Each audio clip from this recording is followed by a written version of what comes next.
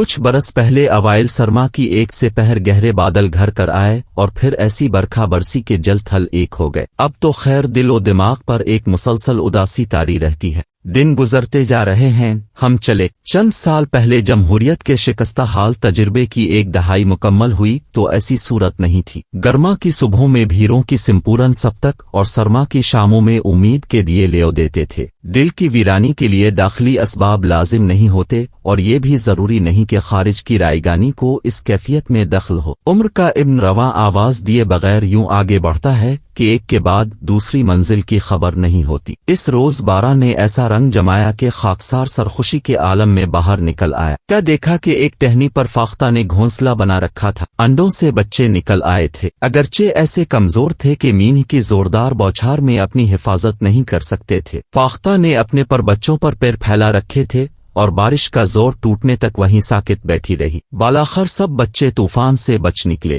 عجیب دلگداز منظر تھا، مٹھی بھر جسامت کا پرندہ مگر مامتا کا وفور اور کمزور کی حفاظت۔ اب اس پیمانے پر کچھ خود احتسابی ہو جائے۔ مختار مسعود مرحوم کی دوسری تصنیف اور سفر نصیبوں میں دو خاکے شامل ہیں۔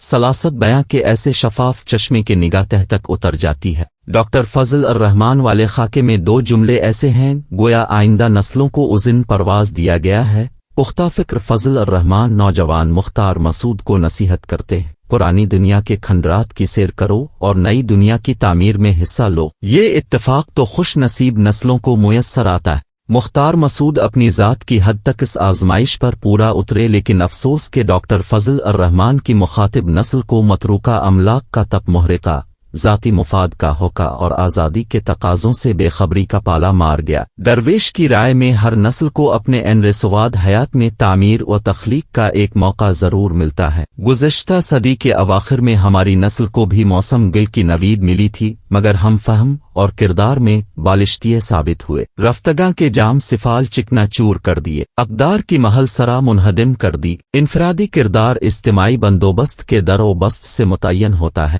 ہم نے سیاسی رہنما کی ساکھ مٹی میں ملا دی، استاد کا مقام بے معنی کر دیا، انتظامیہ کو مفلوج کر دیا، صحافت کو بازیچہ اطفال بنا دیا، عدل کے ایوانوں میں ریاکاری نے بسیرا کر لیا، حرف قانون پر موقع پرستی کا قلم پھیر دیا، دستور کو دفتر بے معنی میں بدل دیا۔ پارلیمنٹ گویا مرزا ظاہر دار بیگ کی کٹیا سے ملحقہ ویران مسجد ہے، جہاں صدر مملکت کے خطاب کے دوران بھی خاک اڑتی ہے۔ اگر ریاست شہریوں کے تحفظ کی ضمانت دینے میں کوتاہی کرے تو شہری ریاست ہی سے بدظن نہیں ہوتے، ایک دوسرے کی تکلیف سے بھی بے نیاز ہو جاتے ہیں۔ گزشتہ ہفتے کا ایک واقعہ سنیے۔ لاہور میں دوسرے شہروں سے تعلیم آماش کے لیے آنے والے نوجوان لڑکے لڑکیاں مختلف اقامت گاہوں میں قیام کرتے ہیں۔ ساندہ کے قریب ایسے ہی ایک نجی ہاسٹل میں ہماری ایک رفیق کار مقیم ہے۔ فائزہ نے پنجاب یونیورسٹی سے صحافت میں تعلیم پائی ہے۔ یہ کچی بستی نما علاقہ خستہ حالی کا نمونہ پیش کرتا ہے۔ فائزہ نے ایک روز اپنی کھڑکی سے دیکھا کہ فیاض بٹ نامی ایک ہٹا کٹا مرد 7 یا 8 برس کے ایک معصوم بچے کو بری طرح پیٹ رہا ہے۔ یہ بچہ غالباً خانہ بدوش گھرانے سے تعلق رکھتا تھا۔ فیاض بٹ اس علاقے کے متمول رہائشی ہیں اور اتفاق سے فائزہ کا ہاسٹل بھی ان کی خاندانی جائیداد ہے۔ بچے کی ماں اپنے لخت جگر کو بچانے کے لیے آگے بڑھی تو دولت اور رسوخ کے نشے میں چور فیاض بٹ نے اسے بھی بے دردی سے پیٹنا شروع کر دیا اور گھسیٹ کر اپنے مکان میں لے جانا چاہا۔ فائزہ نے بٹ صاحب کو تشدد سے باز رکھنے کی کوشش کی۔ اس دوران محلے والے تماشا دیکھتے رہے اور بٹ صاحب نے بچے کی والدہ کے کپڑے پھاڑ ڈالے۔ کسی محلے دار نے آگے بڑھ کر برہنہ عورت پر چادر ڈال کر سترپوشی کی کوشش کی۔ بالاخر فائزہ نے اپنا فون نکال کر اس واقعے کی ویڈیو بنا لی۔ دفتر میں ایک ساہن دل کولیگ نے یہ خبر ویڈیو سوشل میڈیا پر اپلوڈ کر دی۔